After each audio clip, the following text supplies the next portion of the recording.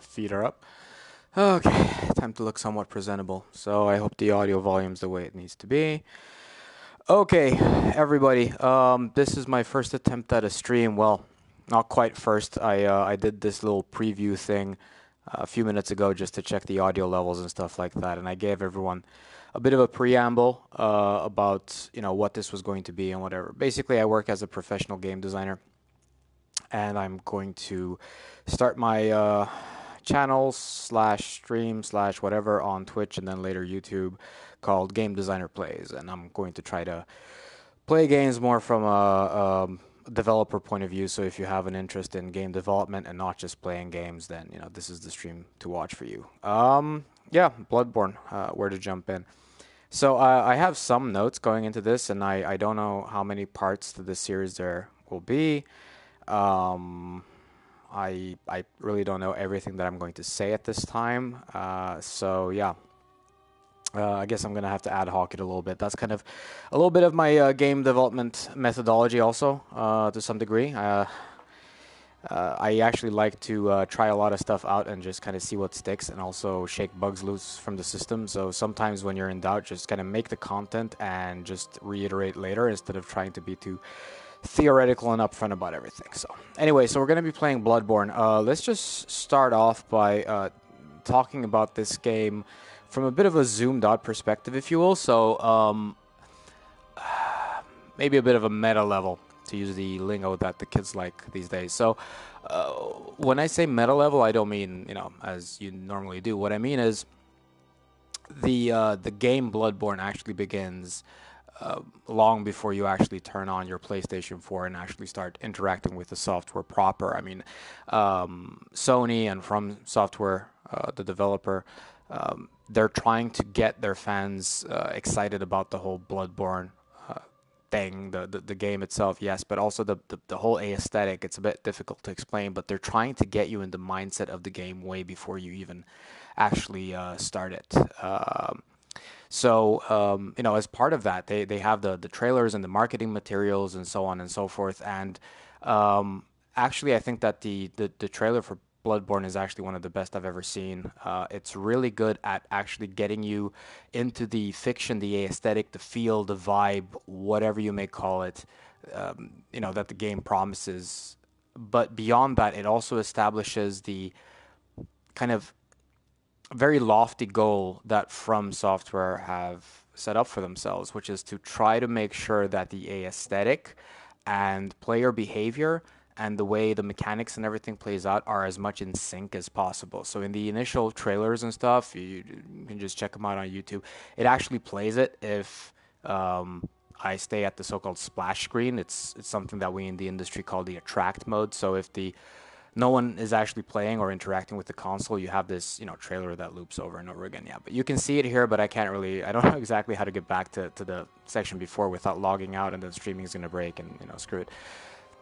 Anyway, in that intro video, they're already establishing the kind of aesthetic that they want to go for, and then the systems in the game really make sure that you stick to that. So there's a game design methodology and analysis method called MDA, which is for mechanics, dynamics, and aesthetics. And the MDA system basically says that the mechanics is what you control as a game designer. The dynamics is, they're the behavior of the game, more or less, and the aesthetics are the feelings, the emotional content, what the player experiences, as it were. So I'm probably going to go into more detail at a later point. But what I'm trying to say here is that everything in this chain is just beautifully set up in Bloodborne, and we're going to discuss this later. You kind of have an idea just by looking at the trailer how you're supposed to play the game to play it well. And the mechanics are so harsh and unforgiving, but also so fair that so long as you play the game in the way that looks the absolutely most badass and cool, you're going to have, an awesome time, and obviously also you're going to do better at the game than otherwise. Sure, there are always going to be speedrunners who find all kinds of crazy, glitchy ways of playing the game to do it optimally, but I think that, games like Bloodborne are really good at postponing that level of skill. So, yeah, anyway. Yeah, so let's just kind of jump straight into the game. I'm just going to click new game right here Oh, and go yes. intro. Pale blood. Well, you've come to the right place. Yarnum is the home of blood ministration. You need only unravel its mystery. So this is kind of cool as intros go. But there's an outsider like It's not yourself just looking into cool in it. itself, but it's a very cold Easy, intro to little the game. Yarnum blood of your own. You just kind of get dropped into it, and then you're told a bunch of stuff that you have First, no context you'll for. be You have thrown no way of really knowing how it works or what it means. But you're very enticed immediately, and then you're thrown into this character creation screen, and this is kind of interesting. So, yeah, I'm not going to bother too much. I mean, I need to enter a name, obviously, so we're going to go for uh, game designer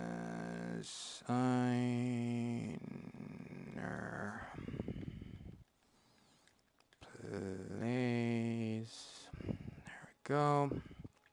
I need to get my brand out there, obviously. Gender male, age young, milk toast, origin. I think that's all true. So this guy is very much me.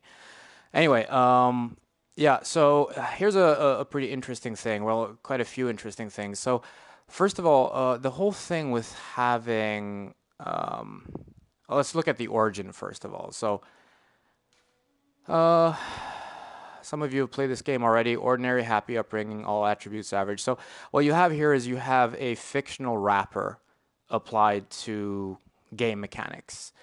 So what the game is telling us is that, because of this background, you should be able to understand something or other about the background of your character and also how that relates to their stats.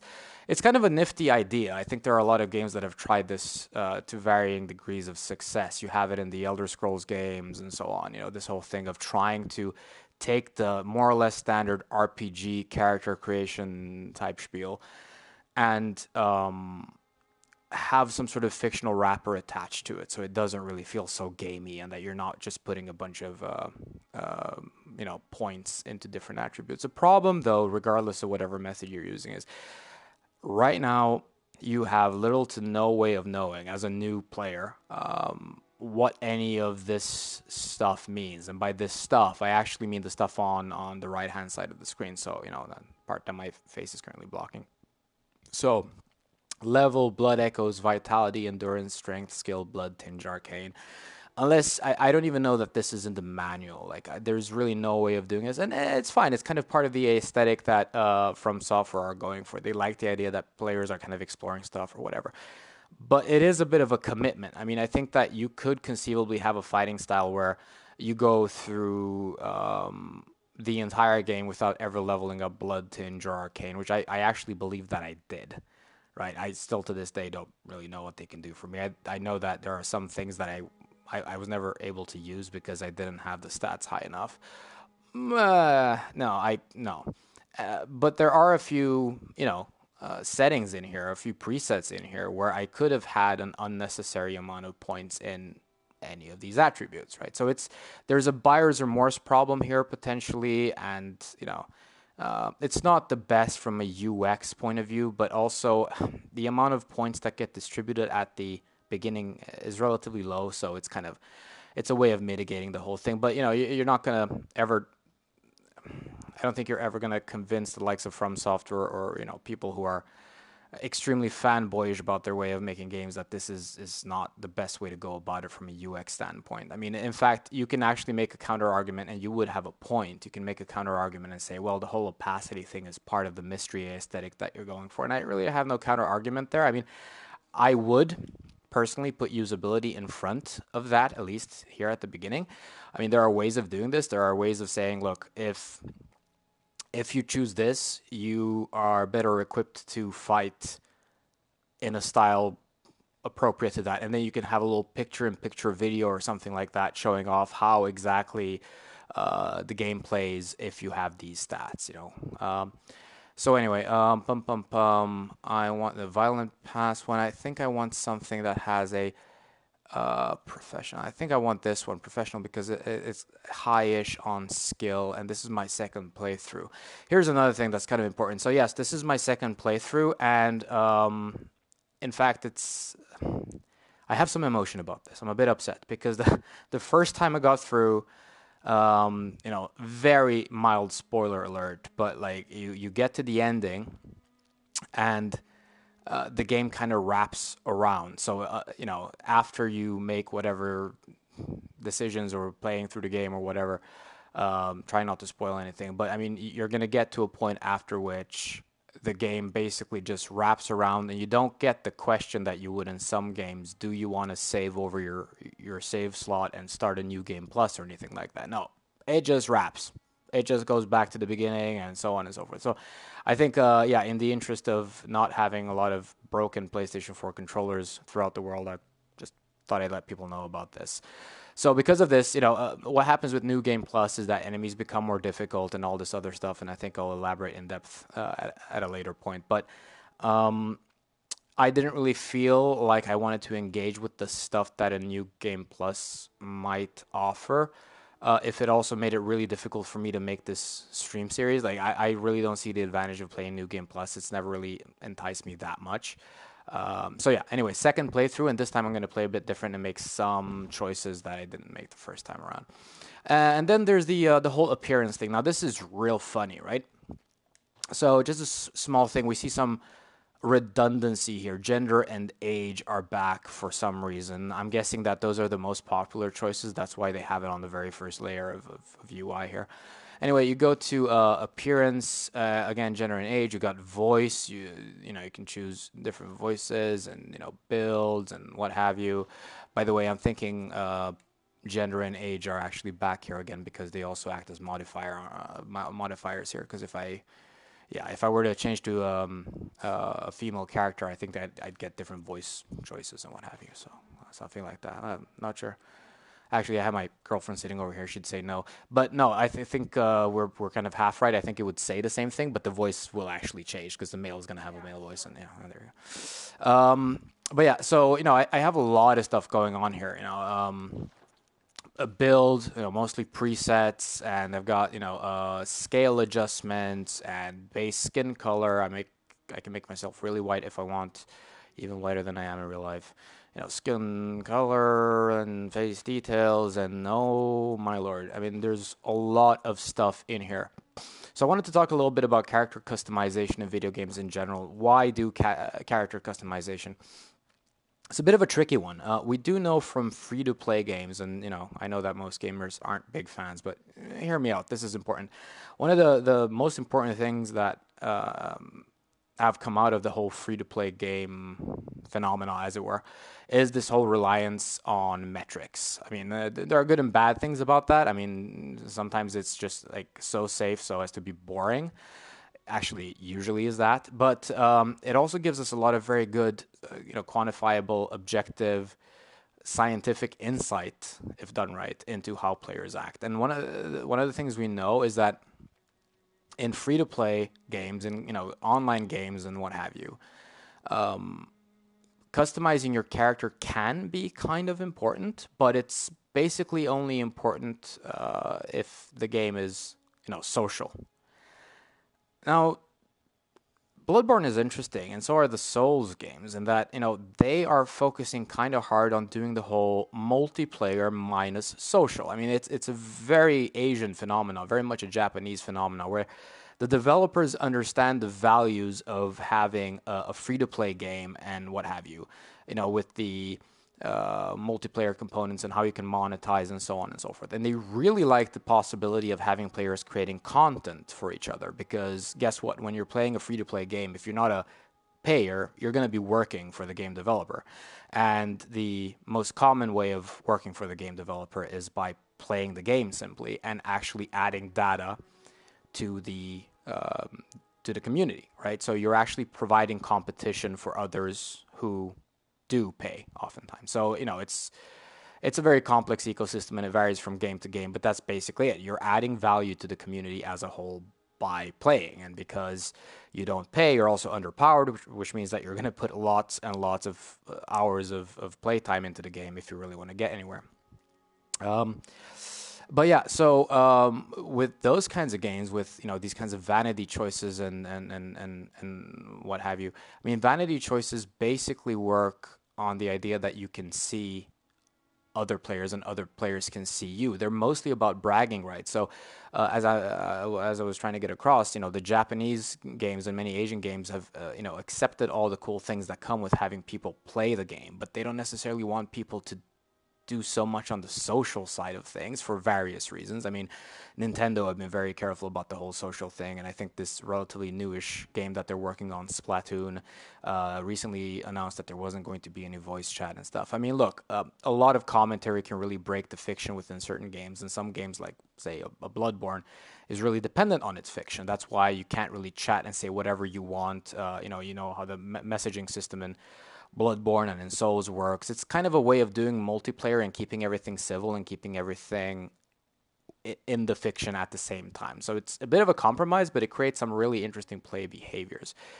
So why this customization system? Well, it is a good retention mechanic. Wherever you're doing it, it is a very good retention mechanic. So people will like it. Yes, it's not going to be something that is a deal breaker either way, but people will like it. And if the system that exists in this game, in Bloodborne, is a sub or superset, like a version of the same system that they would otherwise use in, their Souls games or what have you, then it's a strategic investment on behalf of the developer to put this kind of feature in there. In some games, it actually makes little sense. Like if Bloodborne was a one-off game, this screen would actually make me shake my head a little bit and scratch it a fair bit because it makes a lot less sense. But if it's just like a general thing that you're making for a series or several series worth of games, and that you can kind of transfer the functionality between games, then it's actually a pretty good investment because there is also a social component. It's not that big, but there is a bit of a social component and the community and the meta and whatever. So it's not that it's without merit, but it makes all the more sense when you're transferring tech and what have you between your game series, your game franchises. So this is what they've done here, guaranteed. I mean, there are so many instances of reuse in Bloodborne from the Souls games that it's barely even funny.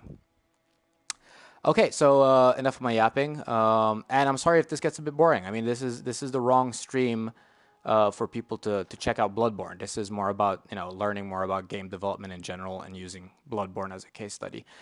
So there's going to be a lot of talking, but if that's your cup of tea, then this is the stream. So finalize contract, which another one of these things that is in fiction and it's very mysterious and whatever. And yeah, maybe you'll figure out what they mean. Maybe you won't. At this juncture, it's obvious the developer doesn't really care to elaborate.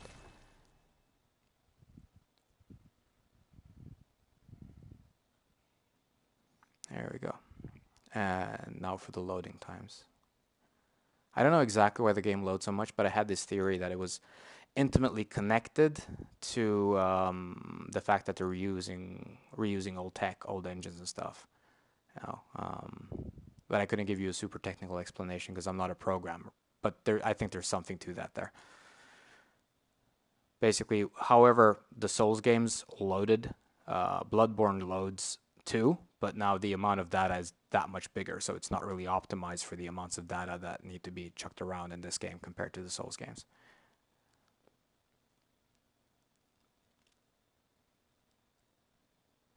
Good. There we go. Signed and sealed. Now, let's begin the transfusion. What transfusion? Oh, don't you worry. Whatever happens, you may think it all a mere bad dream.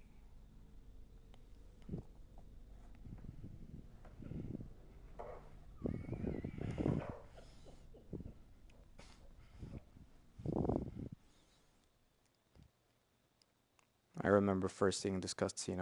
I was actually really impressed by the cutscene, but I think part of it was just being giddy because I just bought my PS4 explicitly to play this game, so I was just kind of happy to be home and playing the game. Um, but I thought this cutscene was really cool.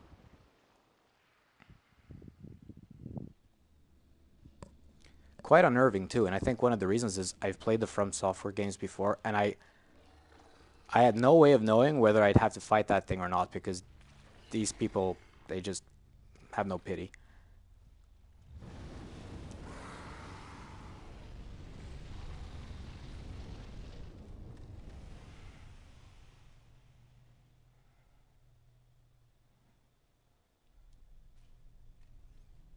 Oh yeah, these guys.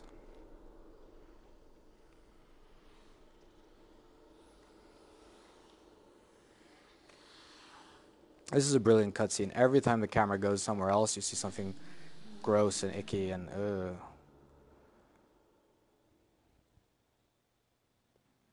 So yeah, not a lot of information so far. It's all very creepy and what have you. Right now I'm in Yosefka's clinic, and this is obviously me. And here we go. So they did the cutscene in first person, and that's as much as they wanted to do in first person. Walking around, it's kind of dark and stuff. The level design in these games is really brilliant. I really love it. It's really good at giving this sense of, size, of scope. Yet they always make sure that you go in the right direction. Now, this story is eventually going to be relevant, I'm pretty sure, but it just says does not open from this side, and that's all there is to it. But they've already managed to make me feel like this world is bigger than if they would only have had this door. So obviously they're using lighting to indicate where to go and where not to go. Um, we can inspect this, and it has handwritten scroll, seek pale blood to transcend the hunt. This is my second playthrough. Still no idea what they're talking about, but it sounds badass, right? So darkness, darkness, darkness. Not much going on in that direction. Nothing of interest. Hey, something blinking over there if you pay a little bit of attention, which kind of has the same light as over there. They've already established their language, their UI language, or UI less language to a certain degree. All right, so we're going in here, and it's kind of creepy and spooky, and we're opening the door. Um, all right, cool. So this game's kind of interesting. I'm not a programmer, not an artist, but they've got some nifty effects going on with the camera. So they're doing some post-processing stuff on the whole frame, the entirety of the image, which is really obvious, in more well-lit environments or certain types of lighting. And you can really tell on certain things, like there's this chromatic aberration effect that I don't understand at all, but it just makes everything shift around in various different shades of weird colors, and it looks kind of artifacty, especially on surfaces that have a bit of aliasing going on. At least that's what it feels like to me. Some really heavy occlusion culling going on in this game. So occlusion culling, my understanding is that you're just not rendering stuff that the camera can't see at the moment. So you're not drawing that stuff, and so it doesn't actually take up too much of your system performance, right? So some really aggressive occlusion culling and optimizations and level of detail and what have you, and still the game doesn't run that well, really. It's not terrible, but it does have some issues with frame rate and much else. But it's a really good looking game. I just really love the graphics and just the art direction and so on. One thing that is obvious throughout Bloodborne is that compared to the Souls games, because of the should we say the increased complexity, the increased fidelity per asset, per individual piece of graphic or sound or what have you, the cost of developing the game has gone up like crazy. So one of the things that you see a lot of here compared to, say, the Souls games is you see a lot of asset reuse and location reuse and so on. And you see a lot of these, enemies that show up at the beginning-ish of the game, and then they get a new coat of paint later and used again with a different type of weapon and so on. So yeah, there's quite a bit of content and production type optimization here going on, just to try to, get the game to the kind of scope and scale that Souls fans would love, or maybe are even used to and feeling entitled to at the moment, but without proportionally ballooning the team, Like if every asset takes twice as long to make now, do you have to hire twice as many people? Well, that will really hurt the business case of your product. So you'll find ways around that if you can. Anyway, we're in tutorial mode right now, and again, these games are really, really harsh with this stuff. I mean, right here, there are things on the floor, and you don't know. I mean, some people might actually think that they're just either artifacts or that they're, just there for aesthetics. But yeah, R1, attack, right-hand weapon. Okay, good to know. I don't have a weapon, though. That's suspicious. R3, lock on, release target. So yeah, obviously they tell me this right before I need to use it. It's pretty standard stuff. So this is a thing. So view specter. This is interesting. I press the X button. These sometimes don't work. No, I'd argue they often don't work.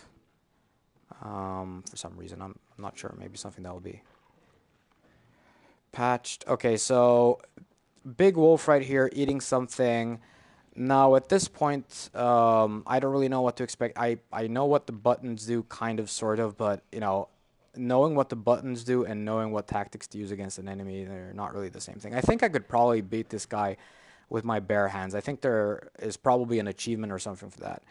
Interesting thing, you can see the door, the exit way over there.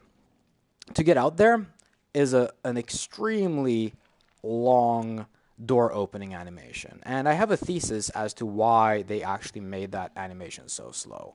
I'm going to see if I'm right, but first let's get this guy's attention. So I'm not doing basically any damage whatsoever. And there's a reason for that. So let's see if we can get this guy to come over here. And we're moving out the way. Very good. We're releasing the lock on. We're dashing ahead as fast as we possibly can. And we are going for this door. And super slow animation is going to get me killed, I thought. Well, not quite. I actually made it out. But, okay, now I died. But that's interesting. I mean, you see what I was going for there? That was, my idea. Last time around, that's not how I played it. I actually died in another way.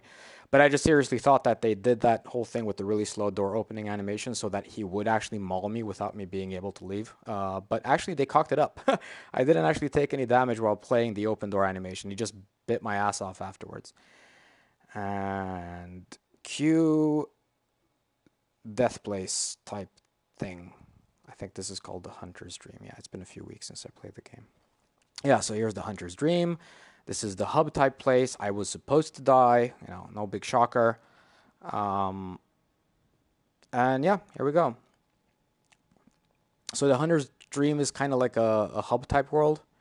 From here you can actually access, different places in the game and so on. It's kind of interesting that they have this kind of hub world and the way they do here. I mean, I have a lot of ideas as to why they did. I'm not going to bore you too much with them. But yeah, they do have this hub world. I mean, one of the good things is if you have a hub world and not every part of the game has to be physically connected to every other part of the game. So I guess that makes sense when you have a hub that's in a different dimension from the rest of the game. But anyway, yeah, so I'm walking around here trying to figure out what this place is. I'm a new player. I have no idea what's going on. An abandoned doll, okay, but there's a light over here, so obviously they want me to interact with the doll. They're trying to attract this attention. So I'm going up these steps. Accept gift from messengers. Alrighty.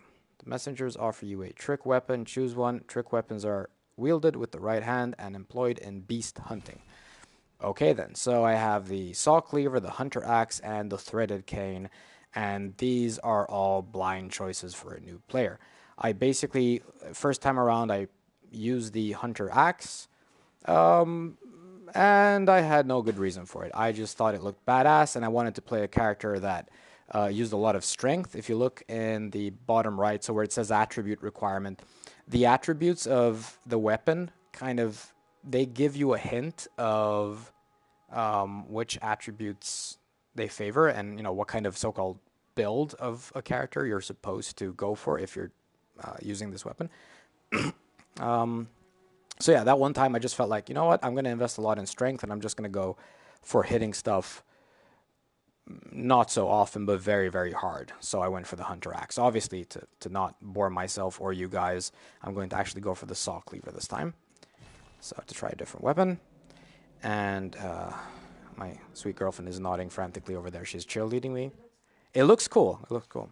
So they offer me a firearm. Choose one. Firearms are wielded with the left hand and employed in beast hunting. That's very good. So I tried the pistol last time around. So same logic again. I'm just going to take the blunderbuss. And I go up here, and these guys give me what? A notebook receipt from the messengers. Right. Okay, so for the stuff that I never do, I never leave messages.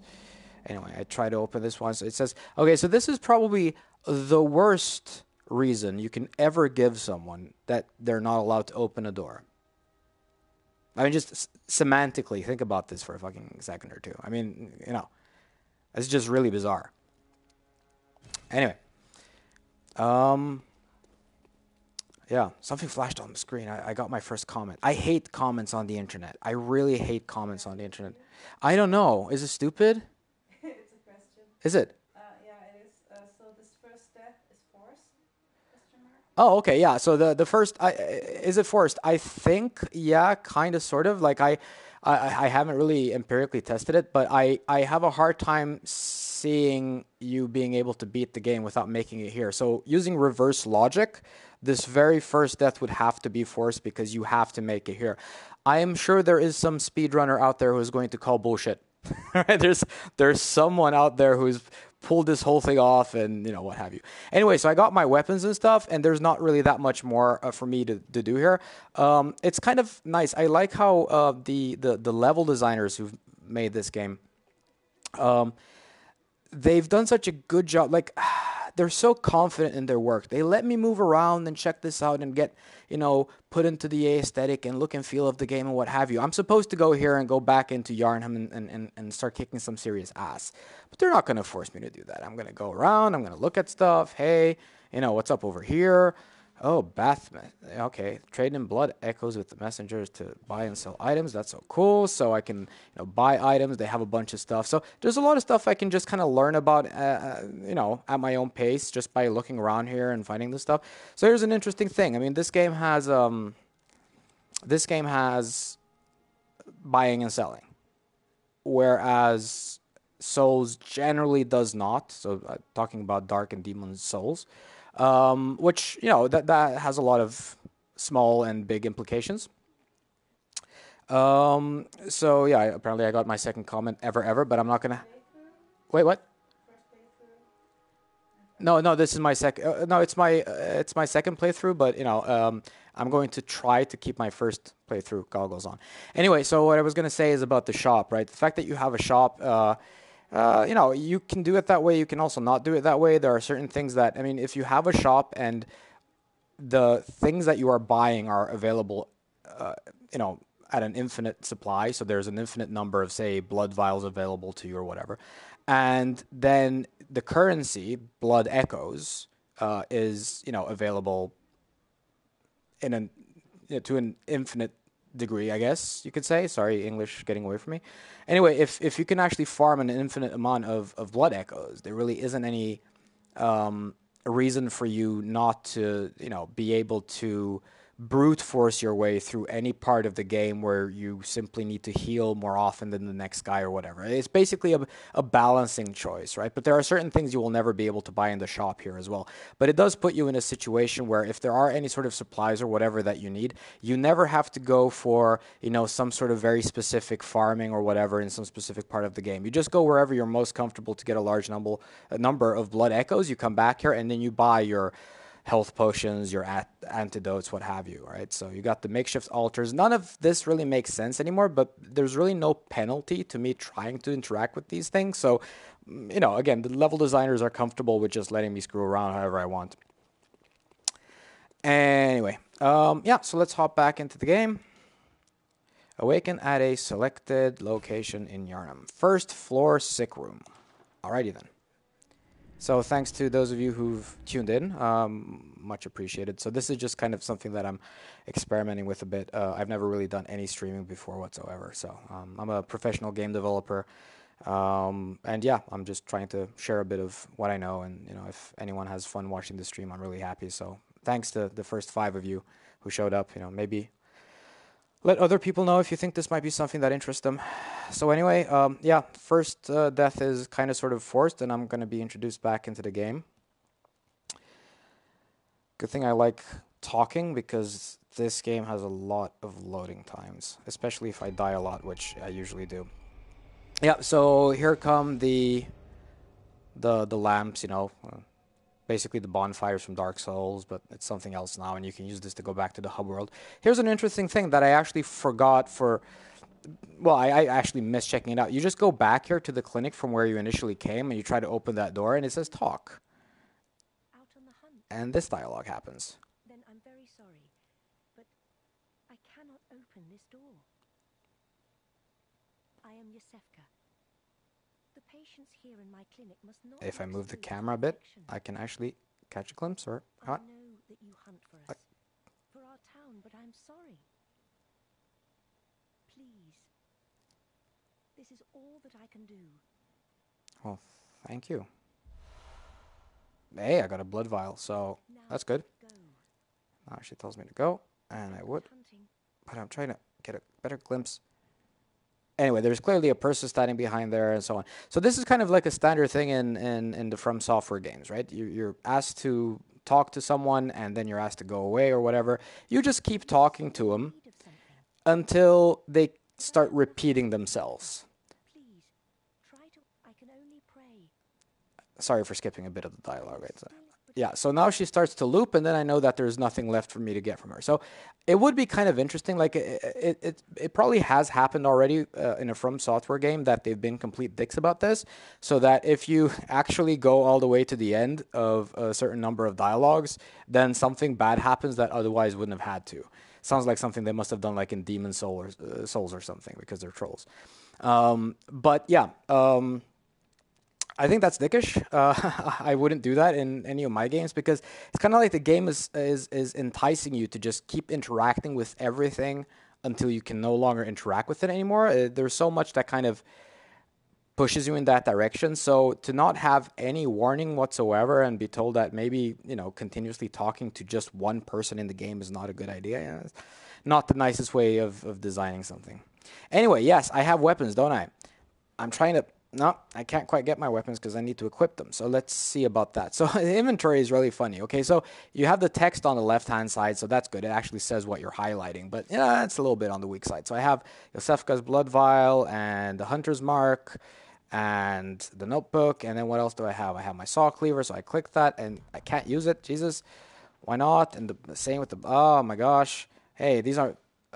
I can't use those either. Okay, where do I equip stuff? I get... here to this previous menu, and I need to go to these, and this is just kind of pointless. Like, why would they do this? I understand that you need to kind of highlight these, and then you get the text on the left hand side, right? But you could have had a different background depending on which category you're in, right? Because this all looks artifacty. This looks like kind of dead input. So maybe just kind of have it say right hand, or have a right hand icon or something like that. I don't think this is very good UI. But, you know, that's okay. So this goes in my right hand, and this goes in my left hand, and there's, by the way, no way of knowing that. I mean, no, chill. Okay, so look here, top left, flashing thing. Why not just use that icon there? See that thing? Top left, flashing icon that says 1 underneath it, just put that in there, right? Okay, and this one says 2. Like, why? You have the icon. That makes no sense. Anyway, there you go, the blunderbuss, so that's what I want, right? Another icon that they could have used but didn't. And then I have my quick items, and yeah, I kind of scroll through them. This UI is kind of streamlined and pretty good. I actually like it better than the stuff they have in Souls. I think that much of it is part because Sony got involved, and Sony kind of threw their QA and UX resources at the problem. So anyway, so here we go. So now I'm armed, so... Right, I got this thing, and so here's quite a bit of an interesting thing. I don't know the blunderbuss that well. It does a lot more damage, I have to assume. So an interesting thing here is that with this weapon, with the saw blade thingamajig, I can actually... I have my normal short attack, right? And then I have the more powerful attack in the short form that uses, you know, more stamina, right? But then I have elongated attack type thingy too. That's one of the cooler features of this game. Lots of cool features, but I really like this, that you have 2 forms for every melee weapon. That's really badass. And this one's interesting because with the axe becomes a 2-handed weapon, right? Whereas with this one, I can still actually use the blunderbuss. So that's kind of cool. So what's the big attack? So well, that's cool. It's not as cool as the double spin thing. I'm going to die a lot because I don't have the axe's double spin thing. Oh, double spin, how I love you. So yeah, we seem to have gotten another comment. I'm going to ask my moderator to tell me if it's worth... Comment is by Cherry35. You need to be pretty up close with a blunderbuss, though. You need to be pretty up close with the blunderbuss. I appreciate that. I'm going to die violently. Thank you. So here we go. I could make a dash for it and try to get through that door, but to be honest, nah. Death.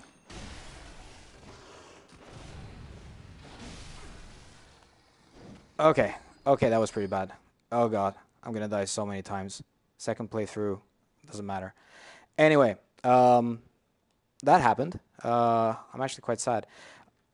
Okay, so I'm trying to pick this up. This is pretty bad, right? So they've got this havoc system, the physics, so on and so forth. And it's pretty badass. I can just kind of move this thing around. I can search the corpse. But from the angle that I had there at the very beginning, looking from here and, basically being blocked by the head of the animal, of the werewolf, like I can't really pick this thing up. For a new player, it's going to be reasonably confusing. Like I still cannot pick this thing up. Because reasons, right? I don't know exactly why, but it feels like a total bug in an artifact. And I just, like, by looking at this, I just assume this is something that werewolves do in this franchise. It's like sparkling vampires or some shit. So, yeah. Anyway, search corpse. Woohoo, blood vial. Very good. Let's use one immediately because I suck. Now, pretty important thing about this game. So, I mentioned before the whole thing with the mechanics, dynamics, aesthetics, right? So about, how to make sure that your game's fiction and the play behavior kind of sync a little bit with each other and what have you. I'm going to be touching on that a little bit more as we get through here. But yeah, so that whole first fight with the werewolf, I mean, I was a little bit not scared by it, but it very quickly teaches you that, walking up to it and mashing the button is only going to work some of the time. I mean, it was kind of low on health, so I would have made it even if that was all I had done. But this game is very early trying to hint at you that, you should try to dodge stuff, and just trying to brute force your way through everything is not going to work, and that's going to keep happening. So I retrieved my blood echoes, and had I not actually played Souls before, I wouldn't have any idea of what that means. I mean, they introduced me to blood echoes so long before I can actually spend them. Well, I guess that's not really true. I could have spent them on stuff, right? I have the messenger bath that I showed in the Hunter's Dream, yes? But they don't exactly introduce that to me in a very graceful way. So it's kind of like by the time you get to the point where you actually feel comfortable in spending your blood echoes on something useful, you will have lost them so many times that it's going to hurt all the more. You're going to remember all the blood echoes that you lost, and you're going to think, wow, if I only would have known how useful these would end up being later, I would probably not have been so careless with them. Anyway, so again, with the very good level design, they're hinting that there's something of interest over here. Oh, look, there's something over there that I can pick up. This thing is closed by a device. I don't know what that means yet, but, well, if I'm a new player. In fact, I know when it says closed by a device, it usually means closed by a device on the other side of the gate. That's generally their way of doing it. So that's how they give you the, fast shortcuts back to the beginning and so on. Instead of spamming these lamps, these lanterns that let you go back to the Hunter's Dream and so on, these save points, instead of spamming them everywhere, they'd rather just get you back to a previous one, right? So quicksilver bullets, so those are the bullets that blunderbuss uses. Well, I guess everything uses. So I'm opening the gate, and hello, nice epic vista. So the here we go, Central Yarnum. Game's already kind of hinting to me that I'm supposed to try to get to this bridge. it's kind of hinting it to me without telling me that that is what it's doing. So I'm supposed to get to that bridge, but I don't know. To me, it's just like it's just a viaduct or whatever you call it. It makes no sense to me. But it's kind of cool. You play it again, and then the second time around, you go, oh. All right. One thing that I wanted to mention about the fight with the werewolf thing before, and like any fight. So the whole thing with having the play behavior and the aesthetic be in sync, the aesthetic is slightly different here from the Souls games, and they're trying to go for a different kind of feel and less of the methodical type play. I mean, there's a lot of that too, but there's a bit of nuance to it. So this whole thing with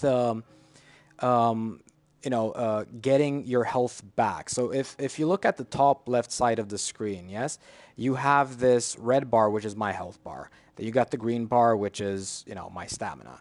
And then you have, where it says number 2, those are my blood vials, so that's health. And then I have where it says 17, and that's obviously not health, that's Quicksilver bullets. And then I have my items, like Yosefka's blood vial, I only have the one, and I can toggle through it. But anyway, if you look at the health bar, you see that there's like a white little threshold that's a little bit lower. It's like part of it is all black, and that's because my new maximum, as it were, or my total health at the moment is where the white threshold is. And that white threshold actually goes down. And if it goes all the way to the bottom, I actually die, right? However, I can push the white threshold back up again and replenish lost health if I actually retaliate on my enemy within a certain amount of time of having gotten hit. So that's not just gimmicky. I mean, it really changes the dynamic and the way this game is played. It's not anymore about fighting, just finding the right time to heal or whatever, and being really, passive and evasive like in the Souls games. In this game, it's a lot about, sure, be evasive, but be aggressively evasive, right? So here comes this first guy, and let's see if I can take a non-lethal hit and show you what I mean. So see, as I'm hitting him, I'm getting some of my health back. In fact, I'm getting health back even after I stop taking damage from him, which I think is, I don't know if that's a glitch or something, but it's really aesthetically correct. So long as the enemy is still standing and my attacks make blood gush from his body, I still get health back, even if he actually has none left. So it's not really vampirism. It really is about making blood spray all over the place, which is really cool with the emo kids. So here we go. Searching that body. Ooh, blood vials.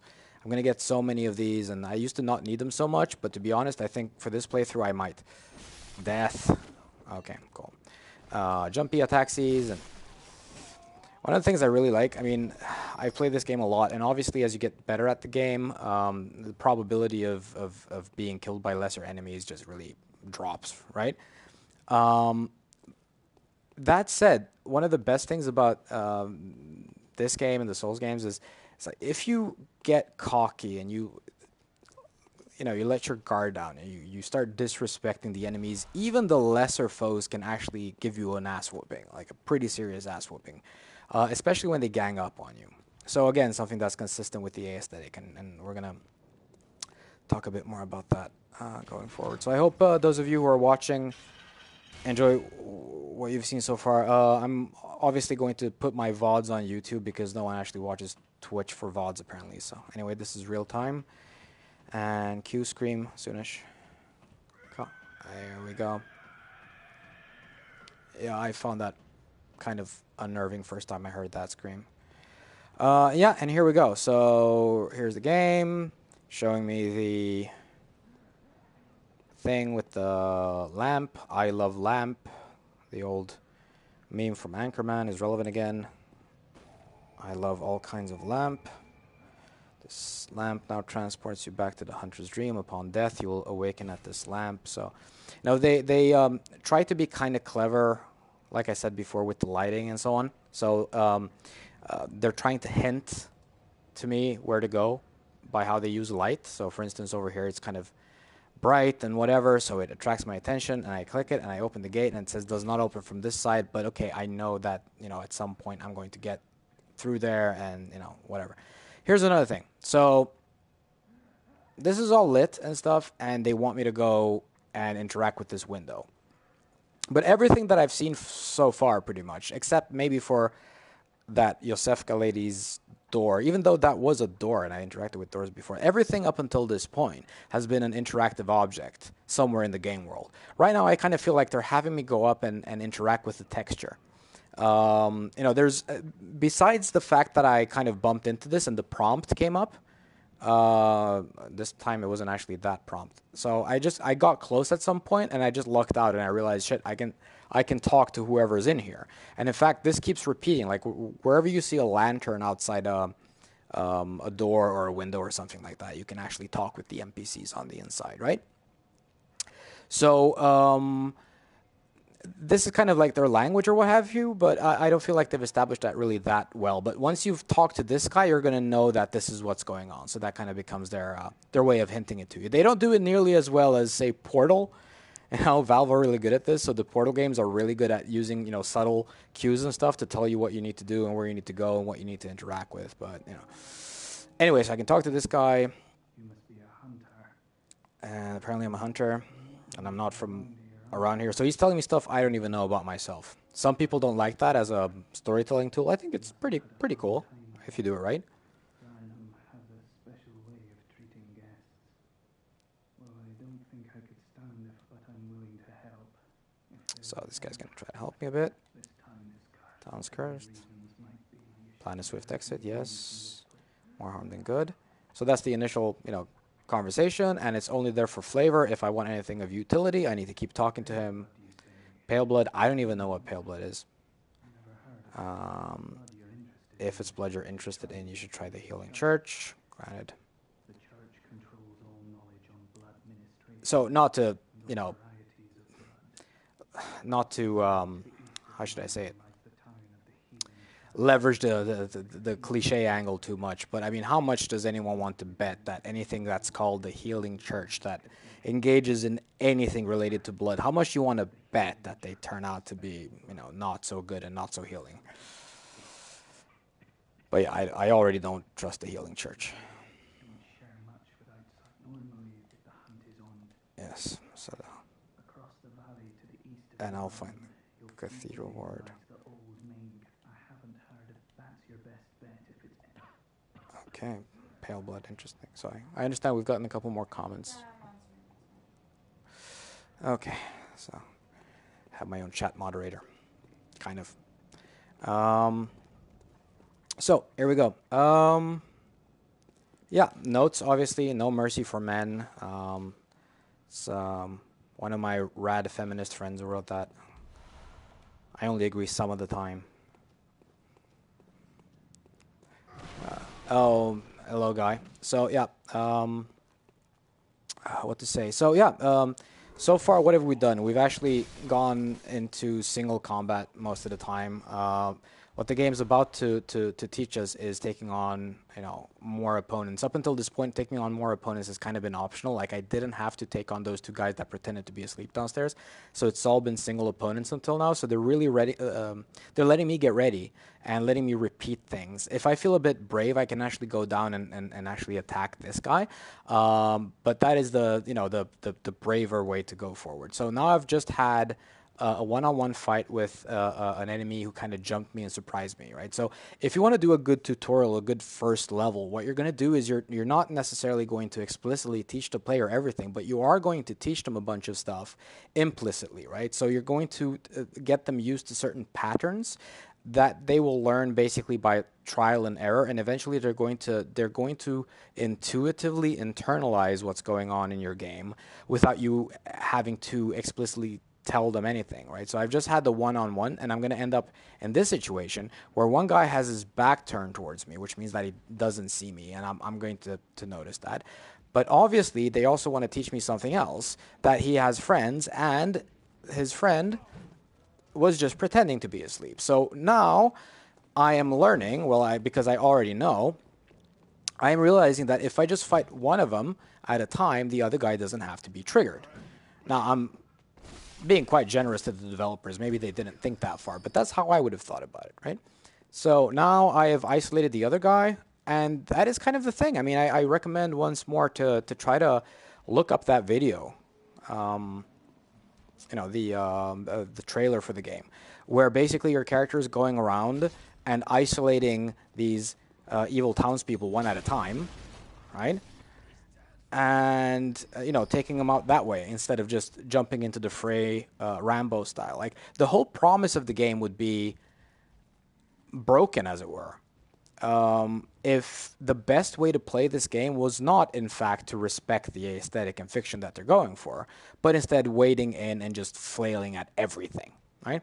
So here we go. We got a bit of a mob moving away from us. We have that guy to the right going down the steps, which is kind of good. Got a way over there, and I know where that leads. Let's pretend that I don't. And I see them coming there one at a time, and that's kind of cool. And I remember at this point, hey, I have a pebble. That's cool. I can throw a pebble at a target. I wonder if I can use that to repeat what I just learned in the other context. I'm going to throw this pebble at this guy, and lo and behold, he comes at me without triggering his friends.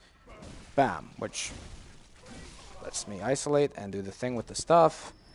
And search corpse, quicksilver bullets. I do approve. And let's see. So it seems like someone else is coming my way. So still, I'm kind of weak at this moment. And even if I could actually just walk through these guys, I'd rather not. I mean, one mistake at this juncture and I'm dead. This game is very, very harsh at the beginning. It's actually harsher at the beginning than, I think, not only the Souls games, but I think a lot of other games. One thing that's of interest is that the difficulty increase kind of plateaus a bit after a while, a lot more so than the Souls games. So one of the things that they'll do in a lot of other games is they'll do different types of stats increases for your character. So they're doing stuff like your stats will increase, but then you'll get gear as well, and stats plus gear equals, a certain amount of power, and that's how they apply so-called soft gating to what you're doing.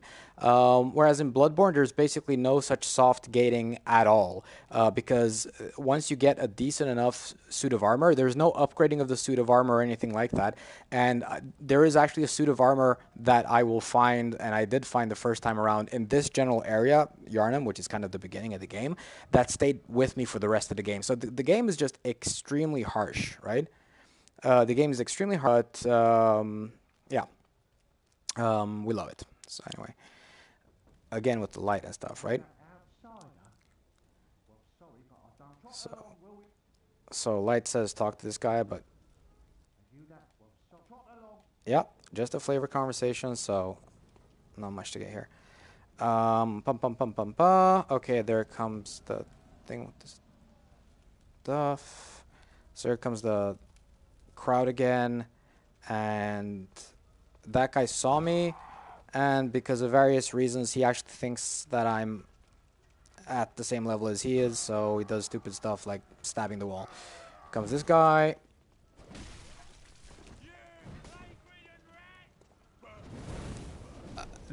That attack is fucking brutal. I mean, seriously.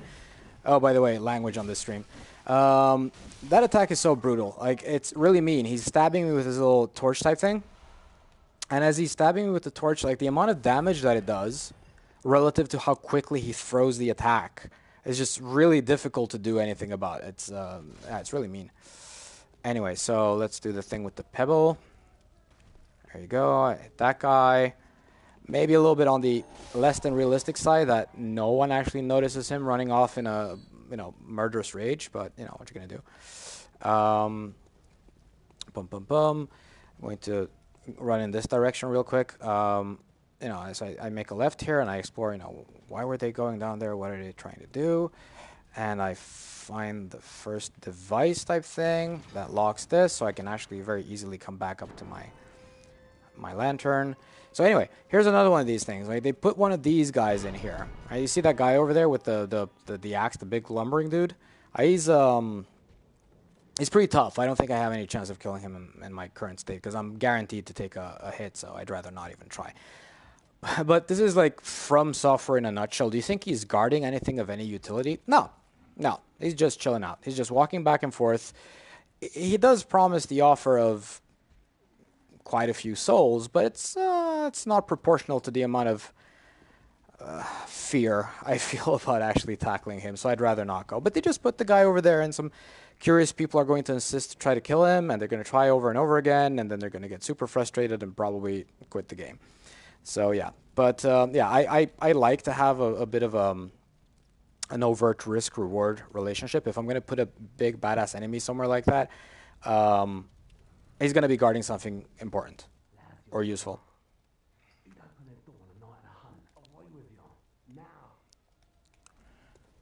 Okay, so peekaboo. Here's this guy. Splat. Yeah, searching the corpse.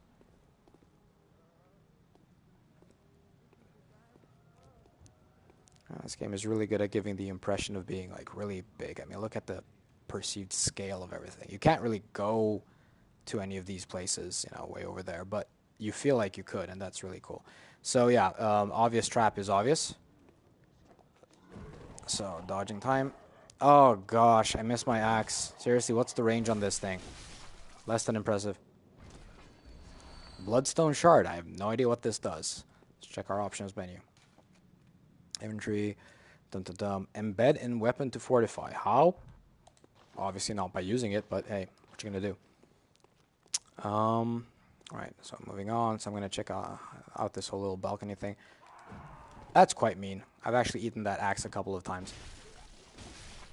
There we go. I'm getting blood echoes. I see a lot of stuff everywhere. Some of it I can reach, some of it I cannot reach. This guy's walking away from me, which is good for me, not so good for him. I'm hearing footsteps.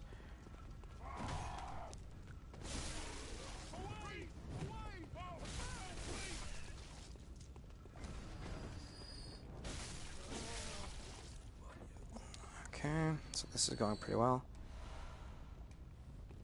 So yeah, here's a bit of like, you know, interesting implicit storytelling, implied storytelling, and you know, they're torching something clearly not human, and you know, is this what they're hunting? Are those the beasts? But if they're the beasts, why am I killing these people? They look kind of beastish too, and what do I know? It's kind of nice. They have this grotesque bonfire type thing going on. It's early evening. Alright, so I'm not really sure that this is meant to teach me anything, but I just happen to know how to do this visceral attack type thing. So death, lots of death, 400 damage. That's a lot of damage. Yeah, so I hear something banging something that worries me a little bit. So what else to mention about the level design here? I mean, if you think about what's going on here, it's like this whole passage right here is all about isolating individual enemies, you know, kiting them away from their friends and beating them up one at a time. You know, those are the main lessons, I would argue. Yeah, so I'm getting through this relatively easily because I know everything that's going to happen. I don't know how many times I actually died before I even got through this whole passage. Another thing about the game is it doesn't actually offer me access to all of the important things that I'm going to need. Like, I cannot level up at the moment. So I'm actually getting a lot of souls, right? But I can't level up. So because I can't level up and I can't really, you know, assuming I didn't know where anything was, I wouldn't even know how to get the better armor or anything like that. Because of all this, the only way that I'm really going to get through this is by learning the game's mechanics, the game systems, like how to dodge, how to do all these things, how to get my health back, whatever. Like, before the game even lets me try to mitigate the amount of penalty that I incur for making a mistake, for instance, by, you know, adding health to my character to mitigate damage taken, or you know, increasing the amount of damage that I do, and so on and so forth. Before I'm even allowed to touch that system, I need to have gotten good enough to get to the first boss, because my understanding is I have to die on the first boss, whichever boss I fight first, before I'm even allowed to level up. This is basically their way of saying, this is not a... Okay, that's bad. Yeah! Okay, you guys, seriously. Oh my gosh. How many of you guys are there? Where'd that whole group come from? Okay, that was really scary. So yes, this is the game telling me that this is not a game that you beat by brute forcing it and upping your stats, right? You beat this game by not taking pole arms and axes to the face. basically. You don't get hit. And if you do get hit, you hit back real fast. And ideally, don't get snuck up on by a big group of people. Jesus. What the hell? Oh, yeah, that really hurts, actually.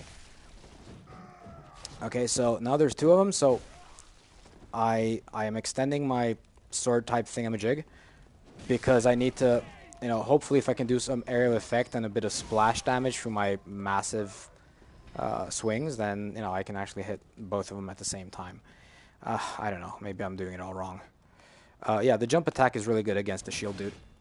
Splat. There you go. I haven't really used my blunderbuss yet. The whole thing with the gun is so interesting. Like, the gun is meant to, at least partially, I think if you're doing it right, it's supposed to kind of interrupt attacks. Oh gosh, the blunderbuss, you have to be so close. It's about interrupting attacks, right? The blunderbuss does some damage in its own right, especially if you shoot someone into the fire. But yeah, I've never really... See? Okay, now I got it. And now I can do the visceral attack, right? So if I actually interrupt an enemy attack with the blunderbuss, that actually puts them in this state where I can do the visceral attack. But I've never really gotten that good at it. I always feel like it's better from a risk-reward point of view to just kind of dodge. So yeah, what else? Yeah, the chromatic aberration graphical effect that I talked about before is really, really apparent over there on like the wagon and the fences and all this other stuff. They're doing some interesting optimization stuff too that, you know, I'm mostly used to seeing in Japanese games. You don't see this so much in Western games. I'm not really sure why they do this. I wish one of my programmer friends could explain it. But like their animations are actually dropping frames. Like the further away the animations happen, they actually seem to be dropping frames. Now, we have this concept in game development and in graphic, in 3D graphics, the LOD, that basically says that you make multiple versions of the same thing, right? And you render different ones depending on what the distance is to the target. So let's look at this wagon right here. Like if we had an LOD of this, it would be that, you know, when I'm this close, it looks like this, and then as I get further away, we swap it for something else. Let's see if they do that. I'm going to try to keep a clear line of sight, and it hasn't really popped yet. Usually when they do it badly, you can actually see the LOD pop. And I don't know, it still looks like it's the same wagon actually. So yeah, so that's an optimization that oftentimes happens in games, but that's not to say it doesn't happen here. And it does pop, actually. I think it does. Yes, it does a little bit. So keep your eyes on this bit right here, just behind the this lantern thing, right? So right here. So keep your eyes on that. I'm going to be walking away, and I don't know if it's the actual object that gets LOD'd, but look at that color change. So pop, right? So it just kind of pops away. But it's not bad, you know. There's a bit more over there. You see those lanterns way over there, those lamps, and there's some lighting stuff and whatever. But anyway, so the point of any such technique is to make sure that we don't draw anything on the screen and waste CPU and GPU time on stuff that no one's actually looking at right now. And that's why they're also doing the aggressive occlusion culling and stuff like that. And sometimes it gets a bit overly aggressive and stuff just kind of doesn't render right. Yeah, this is a very interesting passage also from a level designing point of view. So here comes this guy and his friend, and they're trying to kill me. They've got the sniper dude up there. That's pretty mean of them. I mean, they haven't even in principle. Oh, nice. They haven't even showed, you know, the concept of fighting ranged enemies yet in isolation. I mean, usually that's what you're doing. If you're doing rational level design, rational game design that Ubisoft use, or, you know, it's common sense, or like Nintendo style designing, what you want to do is you want to introduce a mechanic or a piece of content or something like that, something that is new to the player. You want to introduce that to the player in isolation first, right? So that they can get used to it and what have you. And they did a pretty good job of that before with the, you know, first with the wolf, which, okay, that's kind of mean. But then with the guy after that, and then the same guy again, and, you know, a third time when he was hiding behind the crates, and then they introduced more enemies and so on and so forth. But at no point did they show me just some dude with a rifle out of context. Like, this is a ranged enemy. No, they didn't. The first time they choose to introduce me to Mr. Snipes a lot up there is when I am also faced by his, you know, shield-wielding friends. Oh, there's another sniper over there. I mean, this is not nice. You're bad people. I don't like you very much. There's a lot of, yeah, shooting, killing going on. So let's see about handling this. They do lose focus after a while. They don't really care about me enough to actually follow me. So, you know, they prioritize sticking around and shooting from where they are instead of following me. I'm going to go over here. Yeah, so what I feel intuitively, I don't know if this is really the best strategy, but what I feel intuitively is like if I can get this guy to stop shooting me, that will be so killer. So, ow. Because everything else I can handle, but some guy shooting me in the meantime, I feel like I'm a World of Warcraft boss, and that's the Warlock over there, just shooting me with shadow bolts and stuff. So, yeah, I want to get rid of that guy first, and then... Owie, that hurt. See that wild swing attack with multiple hits? That'll kill you. At this level, no problem, it kills you. They introduced me to the dog, too, without actually introducing me to the dog. It's like, hey, here's a dog. He's really fast and hard to hit, and he bites you, and that's all there is to it. Oh, gosh. I'm going to die so many times. I'm supposed to be kind of goodish at this game by now. So, more bullets.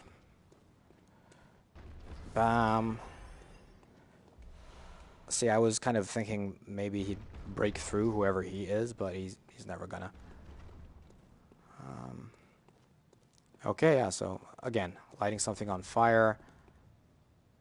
Big werewolf. That's cool.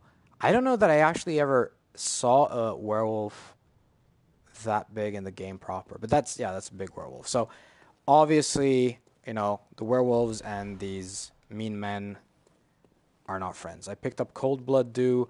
It's an interesting thing. So, yeah, it's the whole concept of a blood / soul container. So the idea is that you get a container full of blood that you can use to get, you know, blood echoes. And it's not actually stored among the blood echoes. So it's kind of like a way of actually getting stuff without having to farm and without having to risk losing them or whatever. Yeah, not a lot to say about that. Over here, oh look, that's kind of far off the beaten path. And okay, do you have anything interesting to say? True.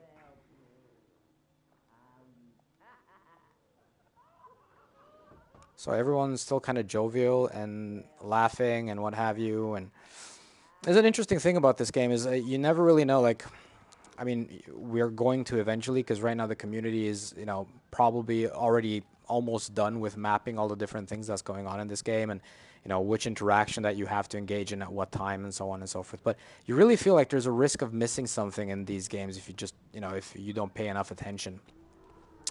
So let's see, that guy over there, do I have anything? Like, I know there are, yeah, Molotov cocktails. I think at this point I really need to use Molotov cocktails. I cannot sneak up on this guy, which frustrates me a little bit. I don't know why they wouldn't let me sneak up on this guy, but I can't. Wow.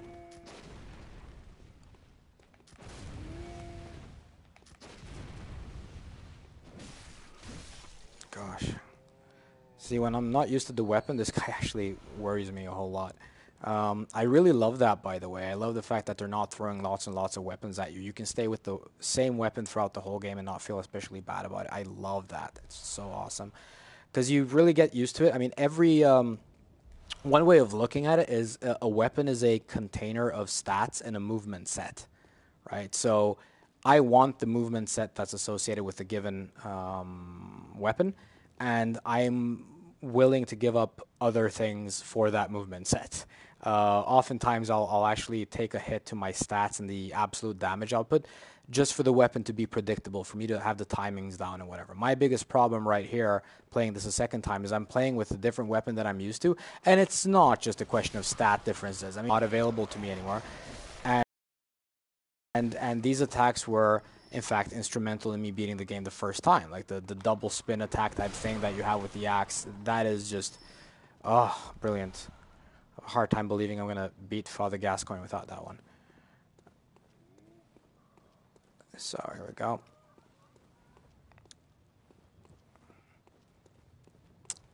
Is there anything here? Here we go. Yeah, they do a lot of this stuff where they do the titillating thing. They show you stuff on the other side of grates, and you wonder, oh, how am I going to get there? Oftentimes, though, they're kind of mean about it because it's going to be a long, long time until you find like it's actually unless you sequence break the game, there's no way to get there, quickly, and you're still trying to hug the walls and create your own maps and do all this stuff because you really want to get at the stuff. But anyway, close by device. Here we go. Another interesting situation. Okay, here's a dog. That's good. Let's see if I can provoke him to do doggy things. Okay. Really annoying, but can't take a beating, so that's good. Ow. The whole thing with the ranged enemies are just... Guys are mean. I wonder how much splash damage do I do? Ooh, look at that shit.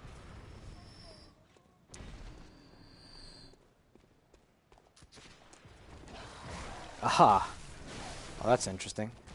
But yeah, generally, I think a lot of people will intuitively, like in a real fight. I mean, I do some Thai boxing and stuff like that. So in a real fight, it's kind of normal for you to want to move away from whatever scares you, whatever represents danger.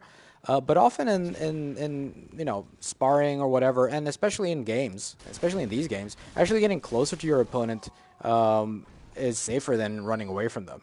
Especially obviously the ranged ones, but even if you've got something that lunges at you, diagonally rolling forward will actually put you behind them and let you land quite a few blows if you know what you're doing. So I think this game is pretty good at communicating that implicitly. Yeah.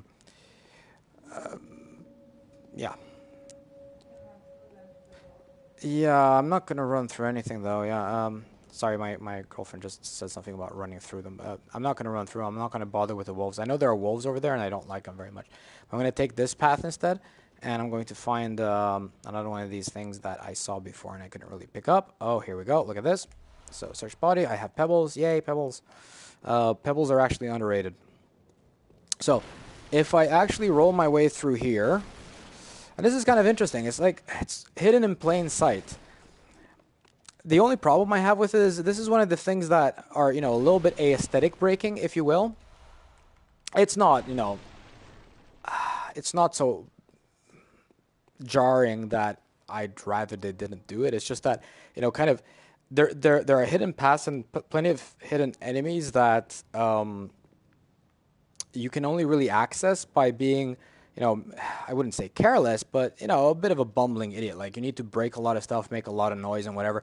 And in the rest of the game, you're kind of stealthy, you're hunting stuff. You're not Rambo, you're more, you're more like a James Bond type or whatever. You're stalking them, you're trying to be stealthy, almost like a Victorian, Gothic, Lovecraftian ninja type thing, right?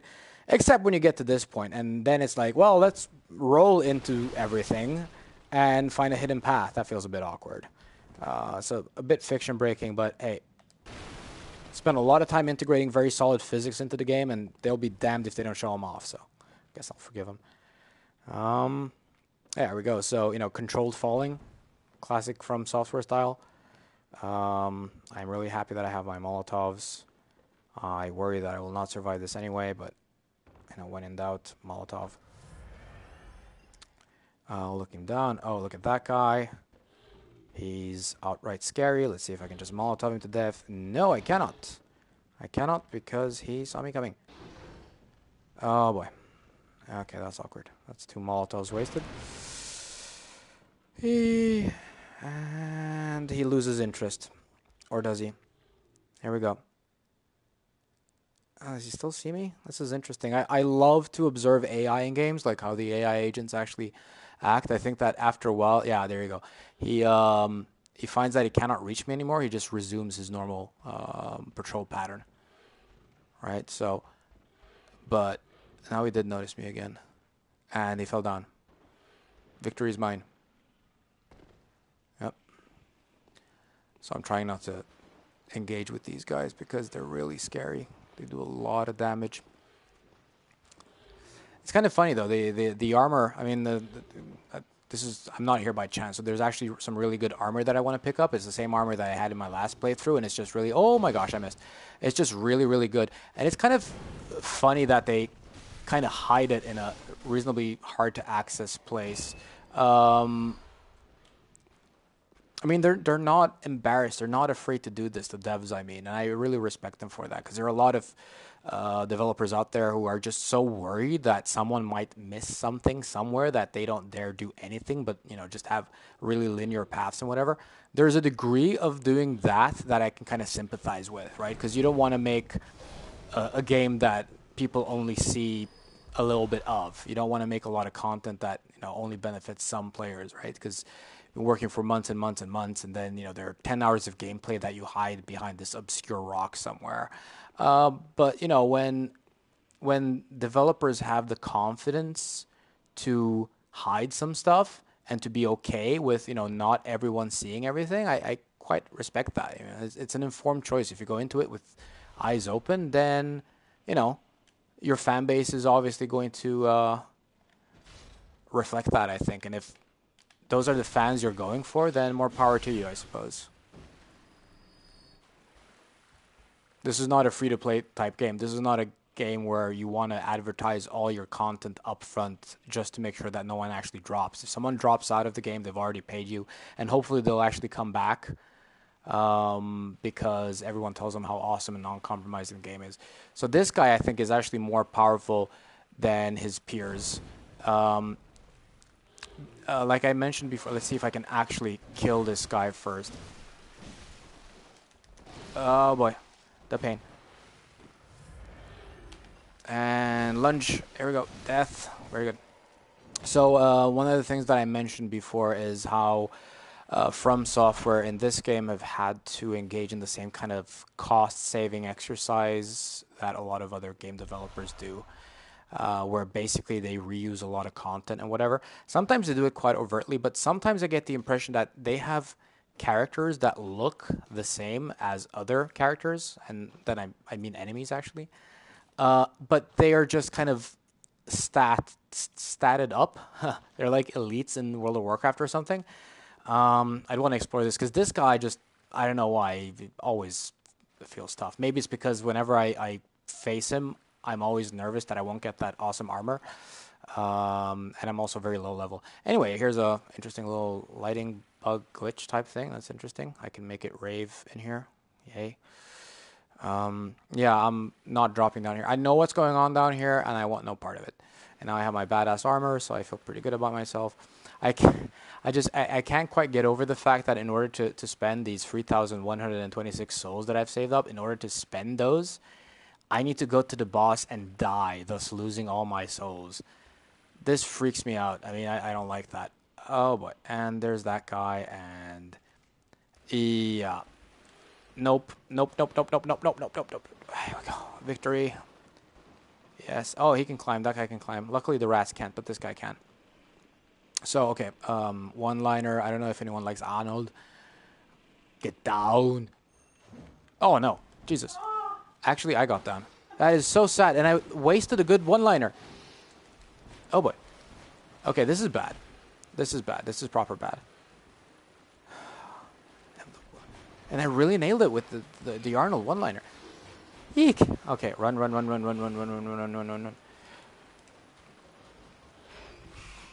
Oh. I got ratted. Okay.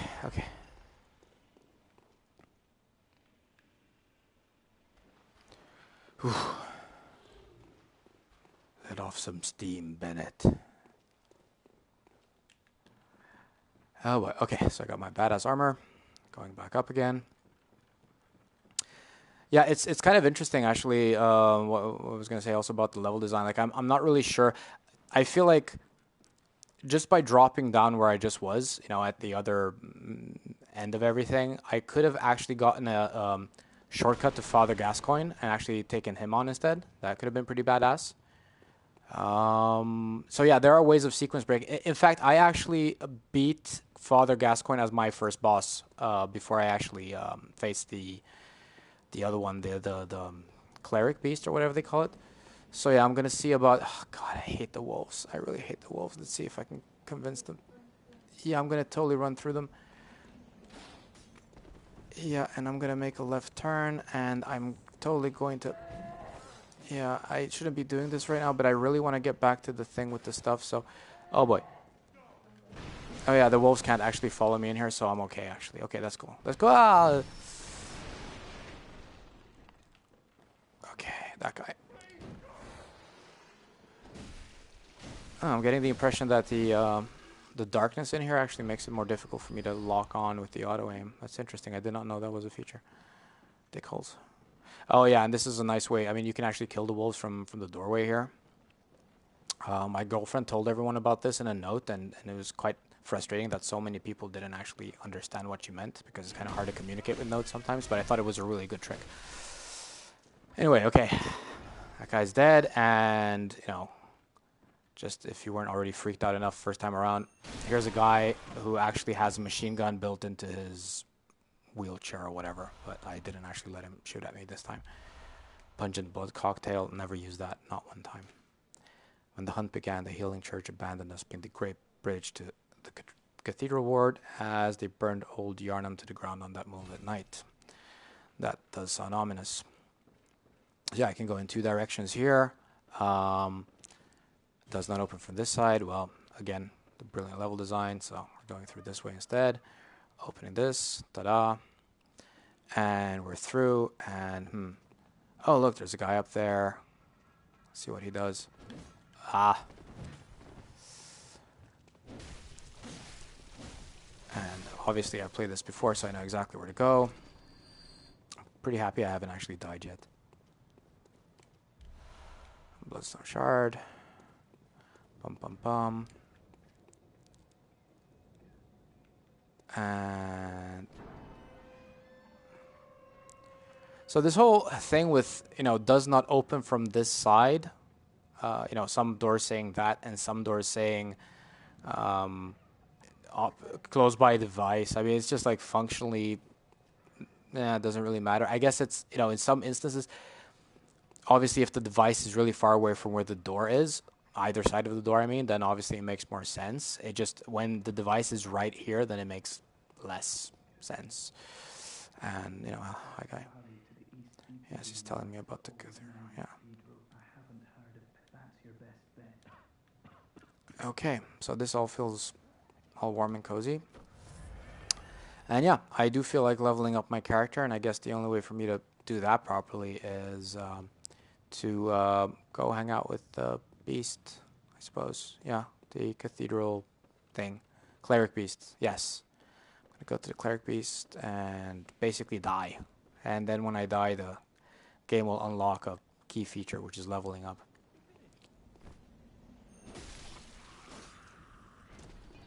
There we go. I feel a bit bad. 3,000 shards is not nothing. Wolves. I don't even want to be close to the wolves. Hope they can't really aggro from over here. No, I don't think they can. Big troll type thing. Birdies. No! I accidentally used the Yoseska's blood vial thing. Would have been useful, but hey, you know. I went through my entire first playthrough without ever actually using that, so, you know, I think I'll be fine. Owie. Okay. And I have to land my damage. Owie. See, this is what happens when you get way, way too overeager. Because you run out of stamina, and then you don't actually get your... Oh, there we go. It's fine, it's fine. It wasn't the boss proper, so I knew I was going to die eventually. But yeah, that's me getting overeager. Yeah, so, I mean, what's going to happen now, if you didn't already know, is, you know, I go back in, and all the enemies that were dead will have respawned. Seriously, sometimes I understand the loading times more than other times. I don't really know why I have to wait so long, because think about it. The assets, the graphics, the audio, all the different stuff that needs to be loaded in and out, much of that should already be in memory. Just resetting the state of the game world shouldn't be that complicated a deal. So one kind of wonders what kind of system they have for loading stuff in. Like if maybe they're loading the entire level in or something like that. I don't know. There seems to be something seriously suboptimal going on. Oh, brother. Okay. Yeah, this guy can do the thing with the visceral attack. I got the nice little sound effect that goes boom.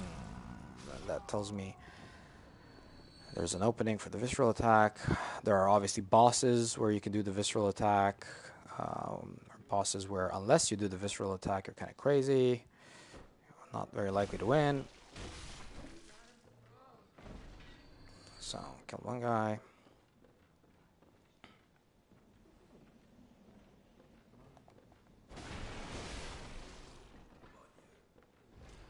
That guy's dead.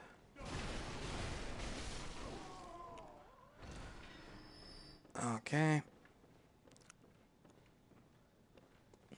So yeah, this whole thing with the corpse running, for those of you who don't know it, so dying and then, you know, getting the souls back and so on and so forth is not just like a fun little quirky thing they do just to be mean. It's about encouraging a certain type of behavior. So every time you do this little path back to wherever your souls were, or blood echoes, sorry, you're bound to actually end up with more than you had before. So it's kind of like a little bit like, you know, this gambling type psychology, if you will, where every time losing your echoes is going to hurt you just a little bit more because you don't only have the echoes that you retrieved, you also have all the ones that you got on the way to retrieving your echoes. So yeah, there we go. Okay, again with the pebble. Pebble, yes. Big lumbering bastard. Let's see if I can just kind of... Yes, there we go. I need to learn to do that now that I'm using this weapon. If I were using the axe still, then maybe not so much, but... Yeah, playing with this weapon forces me to actually play the game right, I think.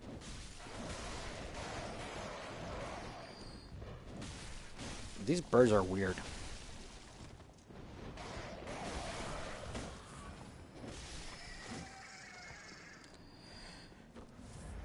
So one thing they do in the Souls games that they don't actually do here is in this game, they don't actually advertise the presence of bosses by showing, you know, this fog thing up front.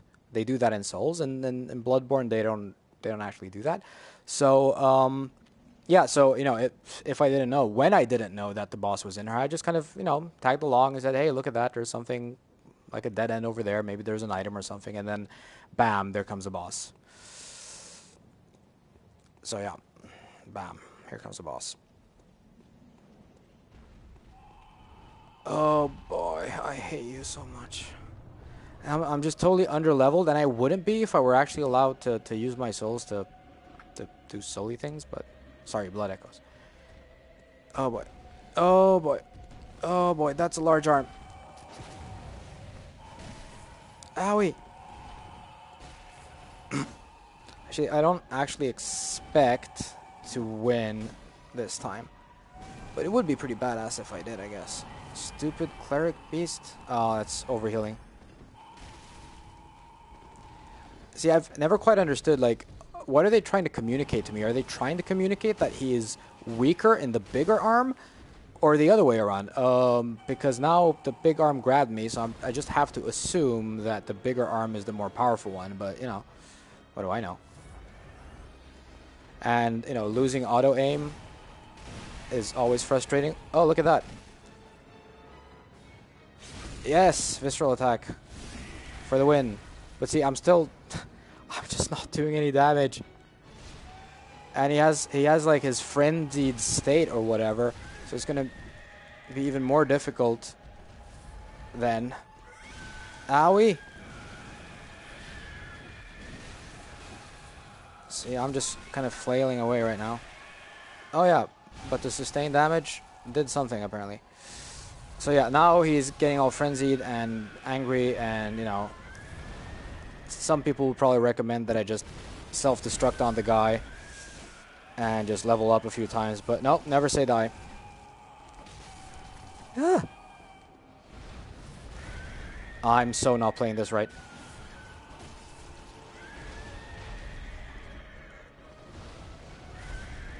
See, again, I'm dodging away from him, and I swear, I'm so convinced that these guys are actually checking my inputs, and they're, like, some of the predictive attacks of the boss happen because of my actions. Like, he knows that I'm dodging backwards, and he's gonna make me pay, damn it. Oh boy. Okay. And we're rolling.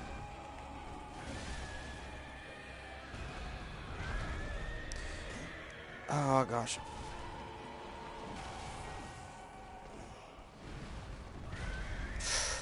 Okay. See, I'm gonna actually run out of healing items, I think.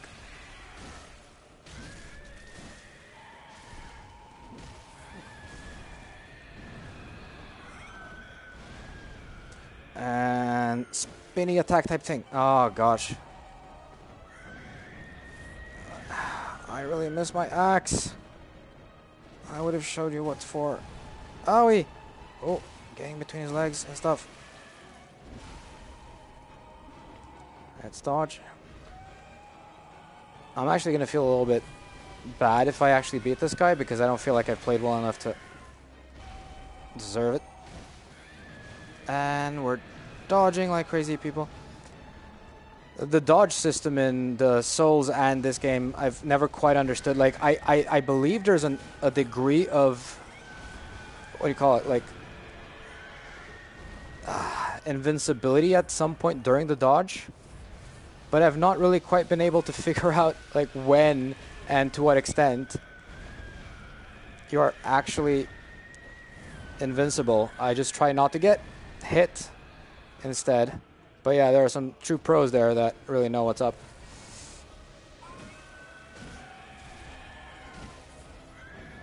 Ah, eek.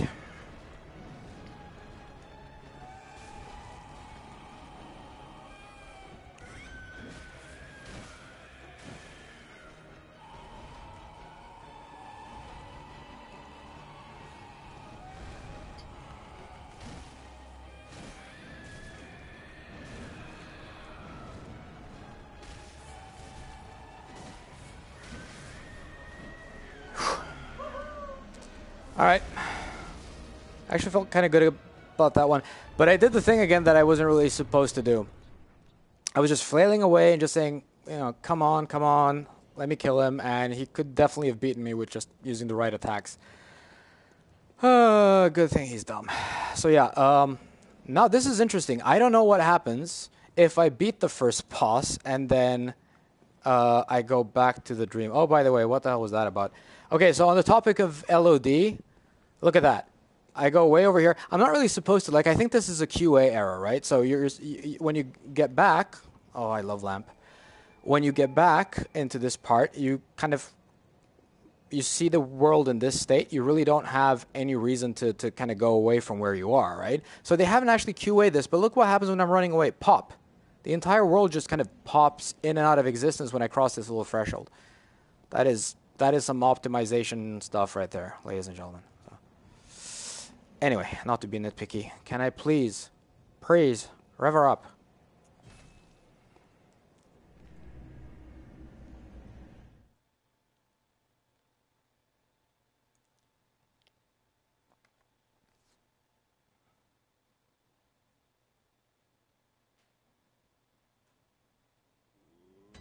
There we go. Yes. So, yeah, I get to level up even though I actually beat the guy. Anything else would just have been weird. There we go. Oh, hello. Hello, good hunter. I am a doll, here in this dream to look after you. Honorable hunter, pursue the echoes of blood, and I will channel them into your strength. You will hunt beasts, and I will be here for you to embolden you. So, yeah, this is the level up doll. I can channel blood echoes, which basically means level up. So, when I talk about how there are a lot of remnants in Bloodborne from the Souls games, let me just show you exactly what I'm talking about. When I choose channel blood echoes, there's going to be a little dialogue between me and the doll. And then the doll's going to do something. And then I get to level up. But these are separate steps, right? So first there's this, and then there's a dialogue, and then there's a bit of an animation going on, and then the next menu comes up. And in the interim, where there's no menu on the screen, I can actually move away from the doll and not have the level up screen happen, right? So it's not seamless. And that is true for for souls as well, right? So use blood echoes to raise stats and level up. Very well. Let the echoes become your strength. And now that I'm out of her reach, the actual interface doesn't actually come up and I have to start the whole thing again. A gift from messengers, consume insight, and ring the beckoning bell. Right, silencing blank. So I get the beckoning bell and the silencing blank. We'll talk about those in a bit, I guess. Welcome home, good hunter. Well, how about right now? So basically, these are the items that I need for playing multiplayer. I get to use the beckoning bell, which is I start to send out a signal telling other players that I want to play with them, and then I have the other thing that lets me kind of cancel interruptions. I don't know exactly how their matchmaking mechanic works, but rather well from what I've experienced. So yeah, I get to channel blood echoes, and now I have a lot of them. So I can, what do I want to upgrade? Well, I mean, considering how I'm playing right now, which is not very well, I think, obviously, if I increase my skill, right now my physical defense really goes up a lot when I level up. My right-hand weapon 1, it's my sword type thingy. That's the one that scales mostly based on the skill stat. So it's kind of a skill-focused weapon. It's not that it doesn't scale at all from strength, though. So I can also use strength to level it up, but, as I upgrade this weapon, it's going to start taking, more from the skill stat than the strength stat. At least I think that's how it works. So yeah, these are just two different ways of leveling up certain weapons. And then you have some that scale equally, or there's a different relationship, and then you got the arcane stat or whatever. But just going by, and this is another good thing, like by the time you get here to this point where you're allowed by the game to level up, you should know so much more about the dynamics of the game, about the player behavior and so on and so forth. So because of this, you can now make a much more, should we say, informed choice than you could before. So yeah, I mean, I take a fair bit of damage, so actually increasing vitality is probably a really good idea for me, because I'm not very good at this game. So I'm gonna get vitality up a little bit, and in the middle there you see the blue numbers indicate what the new number is going to be. Some of the stuff they could actually do a lot better, like when you swap from one weapon to another, they could do a lot better at explaining to you why which weapon is going to scale by how much, and so on and so forth. It gets really difficult to decide to change from one weapon to the next, especially when you've upgraded your existing weapon, and they don't really compare one to one, but you'd want to see what the other weapon would perform like if it were at the same as the one you already have, and anyway. Yeah, so a bit of vitality, some endurance, maybe some skill. I don't really need to upgrade my strength. I think blood tinge is the one that increases the damage that the weapon does, I believe. Oh yeah, endurance is kind of interesting. It also increases poison resistances and so on and so forth. You got your frenzy and your beasthood. I mean, frenzy is just a really strange effect, and then beasthood I really don't understand at all. I'm sure there are some wikis or whatever where I can read up and explain it to you a bit. So yeah, I mean, yeah, I think this feels like a pretty good, solid level up. Oh, and I mustn't forget that I also have cold blood. So use multiple, right? And then bam. So this is kind of an interesting thing. You don't know exactly how much you're going to get from each cold blood item.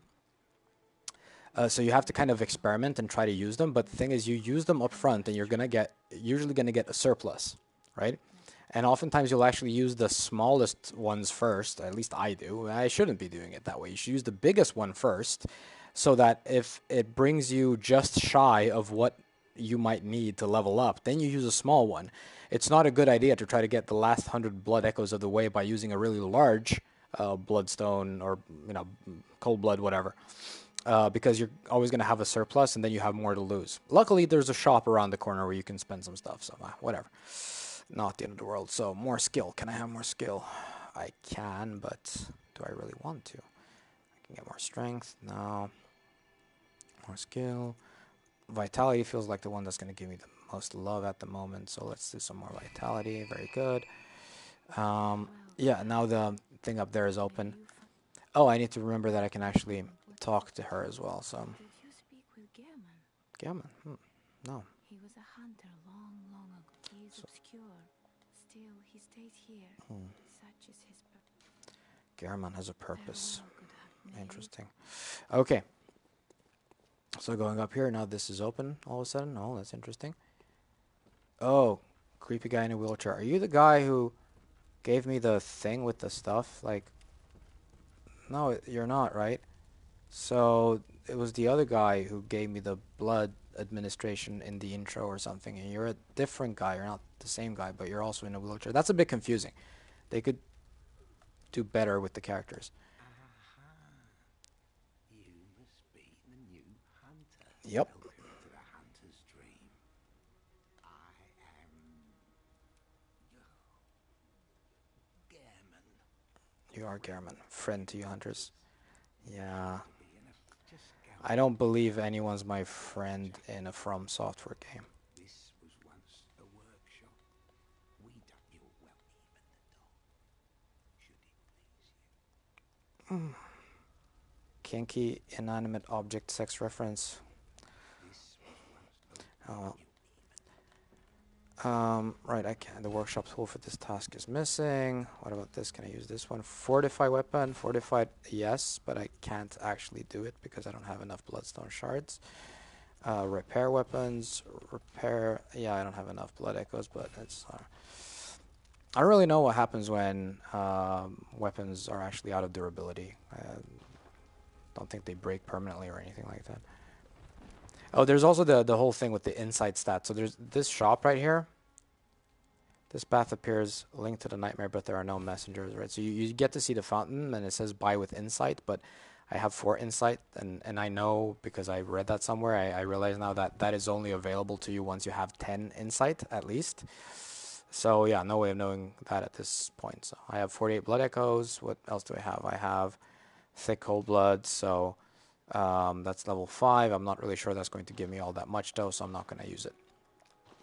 Anyway, so that was the death of the first boss. I think this might be a really good place to round off. This was, my very first cast, so I hope I did okay, all things considered, and I hope the sound volume and everything else was the way it was supposed to be, so that you could hear what I was saying and so on, and I hope people have enjoyed this. So I guess next time we're going to try to do some more farming, go for the next boss, and so on and so forth. If you have any comments, you should probably leave it in the comments fields. I'm going to try to make sure that this ends up on YouTube as well at some point ASAP, so I can get some more feedback that way, because it really helps me if people tell me what kind of stuff they would like to know more about and what kind of stuff to analyze. There is so much to talk about if one wants to, and guidance would be appreciated. I mean, it's about removing the kind of stuff that people don't care about, and right now I can't really know up front. I know the kind of stuff that I care about, but I could really talk about a lot of different things, and there's probably a lot of stuff that I simply take for granted